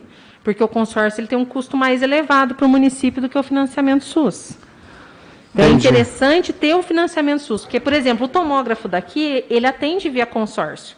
Então, de certa forma, a gente contrata os serviços dele via consórcio. Só que, para mim, seria interessante também que ele prestasse esse serviço via SUS, porque hoje em dia eu mando de 10 a 15 tomografias para São Lourenço todo mês. Esse recurso poderia vir para cá e ser repassado para a Casa de Caridade. Entendi. E assim a Casa de Caridade aumentaria o teto dela. Entendeu? Mais ou menos. Isso aí que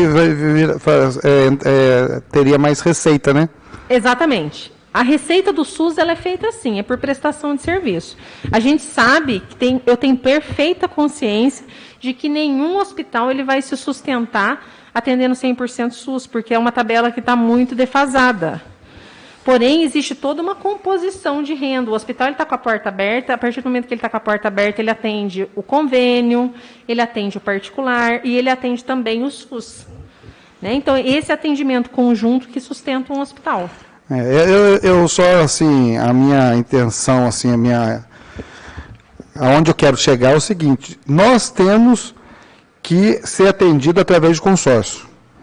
E se o hospital tivesse esse aparelho, antes de ser atendido através do consórcio em Itendu, para não precisar ficar deslocando o paciente para São Lourenço, para outros municípios para fazer a ressonância, a tomografia, se a gente tivesse aqui através do consórcio, para usar o consórcio daqui, não o que já seria diminuir o custo de translado, né? De levar, trazer, de esperar. Na Tomo isso já acontece, só que tem uma cota nossa que é SUS e que está contratualizada lá com São Lourenço, que eu não posso deixar ela para trás. Que aí não tem custo nenhum para o paciente, né? Nem para o município. Nem para o município, porque está paga essa conta todo mês no teto de São Lourenço. Entendi. Todo mês o Ministério da Saúde deposita lá o recurso referente a 10 tomografias de Itaendu. Por isso que ela é regional, né? Se eu usar ou se eu não usar, entendeu? E não é cumulativo. Então, se eu deixar de usar ela 5 meses, o problema é seu. Você perdeu e São Lourenço ganhou o recurso. Aí eu vou estar pagando 2 vezes um serviço. Exatamente. Entendi. Obrigado. Tá certo? De nada. Aline, boa noite. Boa Sheila, noite, David. Boa noite a todos que nos estão acompanhando aqui nessa reunião de hoje. Primeiramente, queria agradecer, né, a presença aqui da Aline, da Sheila, parabenizar toda a equipe da saúde, toda a equipe do hospital, que sem dúvida nenhuma vem fazendo um trabalho espetacular não só agora nesse momento, mas principalmente nesse momento que pegou todo mundo aí sem saber como que era, como que ia fazer, né? E a gente tem visto aí que tem sido feito um trabalho muito importante e bem feito, né? A vacinação está ocorrendo, a gente vê os atendimentos aí, foi criado, até cobramos aqui bastante, o centro de triagem, né? Que estava sobrecarregando o pronto-socorro, a gente viu que isso aí foi feito e deu um resultado muito importante. Gostaria, né, de parabenizar toda a equipe. E só algumas questões, assim, que às vezes a gente, como vereador, a gente é bastante cobrado, a gente está o dia a dia na rua. Devido à questão da pandemia, parece que deixou de ser algumas especialidades nos PSF, algumas consultas, parte às vezes de odontologia, alguma coisa assim, que deixou de ser feita ou diminuiu, né, no caso as consultas, alguma coisa, e também de alguma reclamação, questão de alguns medicamentos que estavam em falta na farmácia básica. Se isso já foi retomado, como que está? Só você está falando um pouquinho disso aí para a população. Tá joia, David. São assuntos bem importantes também que a gente ainda não tinha falado, né? Em relação aos atendimentos odontológicos, realmente eles ficaram paralisados bastante tempo, então a gente está retomando. Os odontológicos dos PSF já retomou tem uns 2 meses, né, Sheila, mais ou menos. O odontológico do CEL, nós esbarramos na dificuldade de fornecimento de alguns materiais essenciais, por exemplo, para fazer canal. E que estão chegando, eles estão começando a chegar agora em quantidade, graças a Deus, essa semana está regularizando tudo. Então, a gente voltou a atender no CEL, mas não na totalidade, realmente pela falta de material, tá? Mas isso aí também já está regularizando. Em relação aos medicamentos, ficou até 1 ano sem atenolol, tá? Eu acho que assim, faltar medicamentos é uma coisa que sempre aconteceu, mas com a pandemia isso piorou. Por quê? Por exemplo, o atenolol, a matéria-prima do atenolol vem da China. E houve um embargo, não saía avião, não saía navio, não saía nada da China. Então, nós ficamos 1 ano sem matéria-prima, as farmacêuticas do Brasil ficaram 1 ano sem matéria-prima para atenolol. E regularizou agora também, em 2021. Atualmente, o que a gente está em falta lá mesmo é espironolactona, por falta no mercado. Então, não tem, você não encontra para comprar. E é justamente porque a matéria-prima ou vem da Índia ou vem da China, as medicações hoje em dia. E quando elas faltam no mercado, a gente tem dificuldade de encontrar. Então, atualmente, que eu tenho conhecimento é a espironolactona, que realmente está em falta. Que pode ser uma falta pontual, às vezes, atraso de fornecedor, né?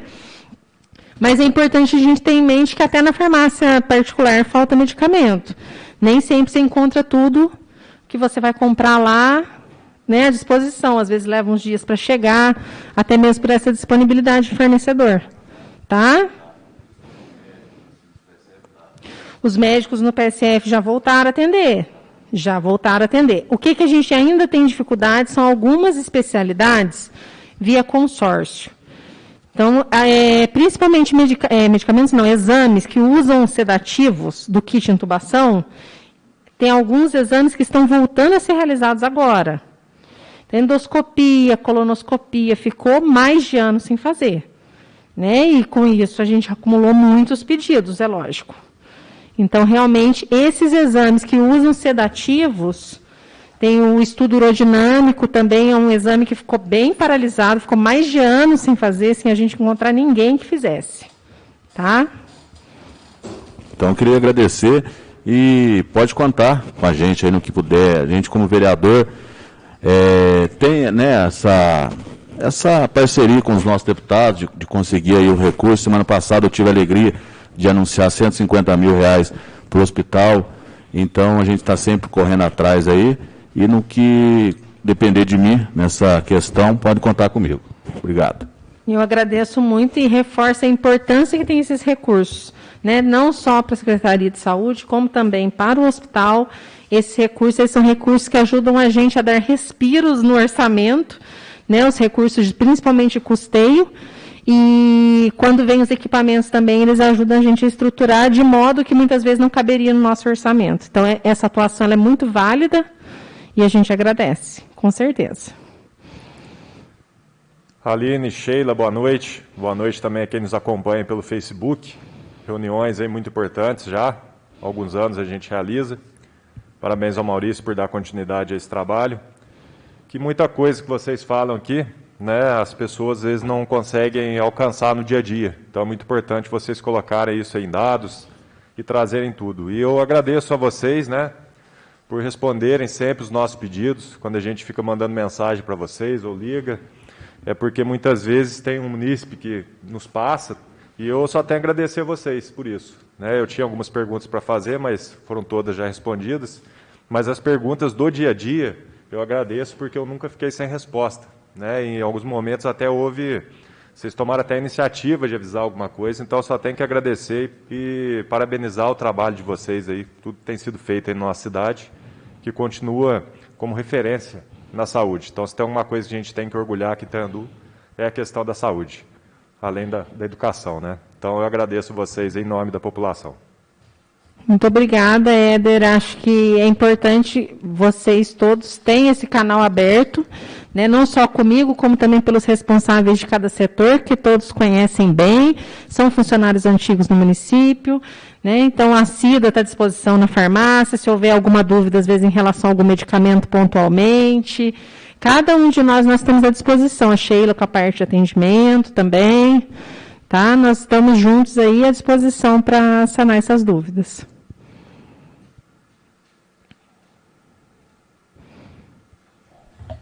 Pessoal, mais alguém quer fazer alguma pergunta, alguma colocação? Não? Então, eu gostaria de encerrar a reunião de hoje, agradecendo mais uma vez, né, a presença da secretária de Saúde, Aline, da coordenadora dos PSFs, Sheila, né, dos também vereadores que puderam estar presentes, uma vez que é muito importante essa participação do vereador também nessas reuniões, não só na reunião das sessões da Câmara, mas entendo, aos que não puderam comparecer, obviamente tiveram seus motivos, mas agradeço mesmo imensamente essa colaboração, essa abertura que o secretário, as entidades têm nos dado, né, e têm correspondido às nossas expectativas, na medida em que eles comparecem mediante um convite, obviamente, agendado numa conversa, né, e eles comparecem para poder esclarecer a nós e a toda a população também a respeito de eventuais dúvidas que se insurgem, né? Porque é muito diferente o meu contato com você, o contato do Pierre com você diretamente para resolver questões pontuais, né? Diferente quando a gente abre esse debate, abre esse diálogo, né? E começa a conversar e põe em jogo todas as dificuldades, todos os dados, né, todos os méritos. Então, mais uma vez aqui, em seu nome, como secretária de Saúde, né, gostaria de agradecer toda a equipe que vem trabalhando aí incansavelmente no decorrer desse tempo e, obviamente, sempre contribuiu com a nossa saúde do município. Nós temos aqui, eu ouso dizer, que é a melhor equipe de saúde da região. Sem dúvida alguma, nossos profissionais são excelentes. E é por conta disso, é por causa disso que Itanhandu é o que é no quesito saúde, né? Então, eu agradeço a sua compreensão, você vem fazendo um trabalho também, obviamente com toda a sua equipe, mas um trabalho excepcional, conduzindo de uma maneira excelente a Secretaria de Saúde, né? Outro dia, foi até esse final de semana, uma pessoa me abordou, né, e falou assim, nossa, mas está errado, Itanhandu, só Itanhandu que é diferente, nas outras cidades estão fazendo isso, fazendo aquilo, tem festa, tem não sei o quê, só Itanhandu que tem fiscal, nas outras cidades não tem nada. Eu falei, pois é, Itanhandu é a única cidade que está fazendo certo. Tanto é verdade que Itanhandu é a única cidade que tem 3 meses aí sem óbito, né? Basicamente.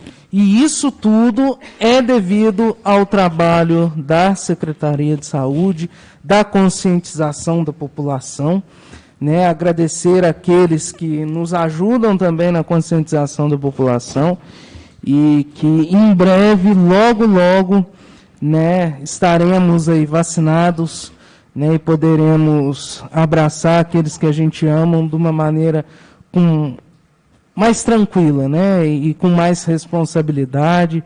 Entendo que cada momento longe daquele que você ama nada mais é do que um mais puro gesto de amor. Então, eu queria encerrar agradecendo e desejar a todos os munícipes, aqueles que nos acompanham, uma boa noite e boa semana.